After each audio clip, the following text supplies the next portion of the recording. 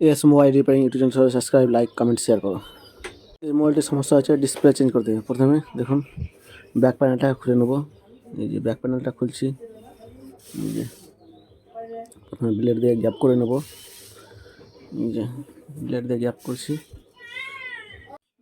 চারিদিকে গ্যাপ করে নেব।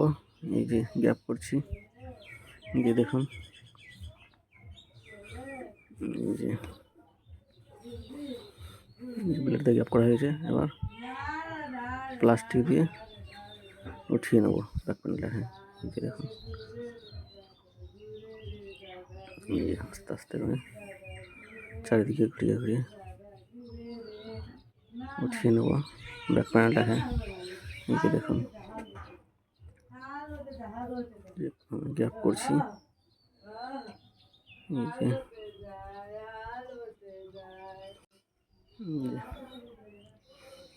এবার ব্যাক প্যানেলটাকে আস্তে আস্তে করে উঠিয়ে নেব। এই যে দেখুন, উঠাচ্ছি।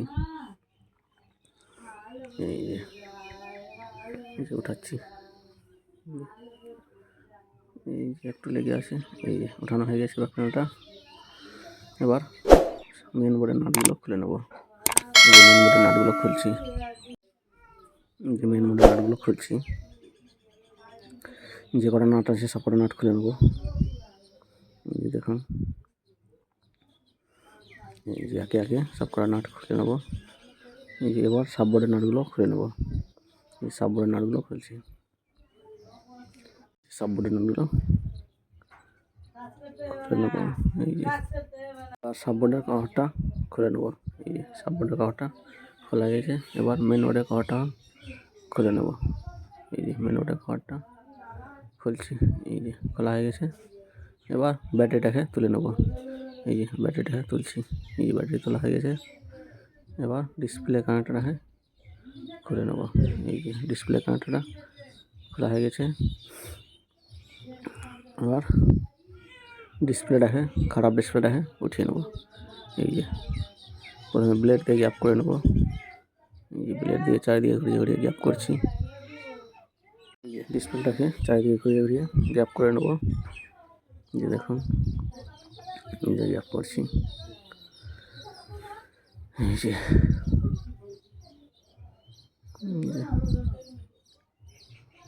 চারিদিকে ঘুরিয়ে গ্যাপ করে নেব। টাইম লাগছে একটু। সেটের ডিসপ্লে তো এই যে গ্যাপ হয়ে গেছে।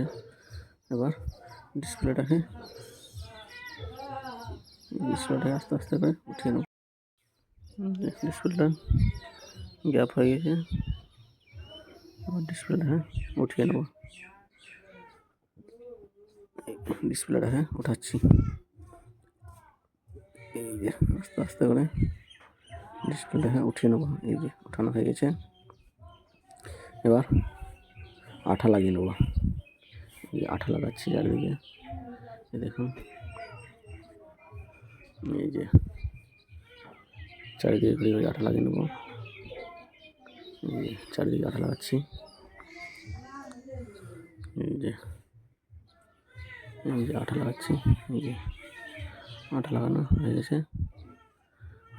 এবার নতুন ডিসপ্লেটাকে বের করে নেব। এই যে বের করা হয়ে গেছে।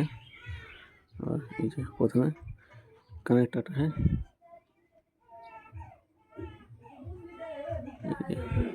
ঠিকঠাক করে রেখে নেব। এই যে ডিসপ্লেটা বসাচ্ছি। এই যে দেখুন, ঠিকঠাক করে ডিসপ্লেটাকে বসিয়ে নিতে হবে। এই যে বসাচ্ছি। এই যে বসানো হয়ে গেছে। এবার ডিসপ্লে কানেক্টরটাকে লাগিয়ে দিলাম। এই যে হয়ে গেছে। এবার ব্যাটারিটাকে লাগিয়ে নেব। এই যে ব্যাটারিটা লাগাচ্ছি। এই যে ব্যাটারিটা বসানো হয়ে গেছে। এবার ব্যাটারি কানেক্টরটাকে লাগিয়ে দিলাম। লাগানো হয়েছে। এবার সাববোর্ডের কভার লাগিয়ে দিলাম। এই যে মেন বোর্ডের কভারটাও লাগাচ্ছি। এই যে লাগানো হয়েছে। এবার মেন বোর্ডটাকে কষিয়ে নেব নাট দিয়ে। এই যে নাট দিয়ে মেন বোর্ডটাকে টাইট করছি। এই যে কটা নাট খুলেছিলাম সব কটা নাট লাগিয়ে নিলাম মেন বোর্ডের। এবার সাববোর্ডের নাটগুলো লাগিয়ে নেব। এই যে সাববোর্ডের নাট লাগাচ্ছি দেখুন।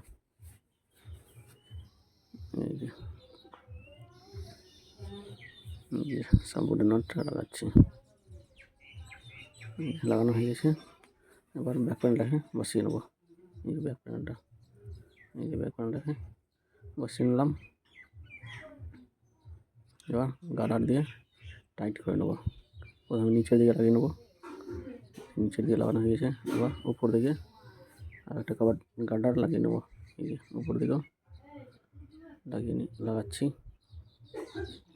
লাগানো হয়ে গেছে। মাঝখানে একটা গার্ডার লাগিয়ে নেবো। লাগানো হয়ে গেছে। এবার পাওয়ার অন করে দেখো, এই যে পাওয়ার অন হয়ে গেছে, রিয়েলমি লেখা চলে এসছে। এই যে অন হয়ে গেছে। এবার লকটা খুলবো। এই লক খুললাম। এবার কাজ করে দেখো মোবাইলটা কাজ করছে কিনা। কাজ করছে ঠিকঠাক।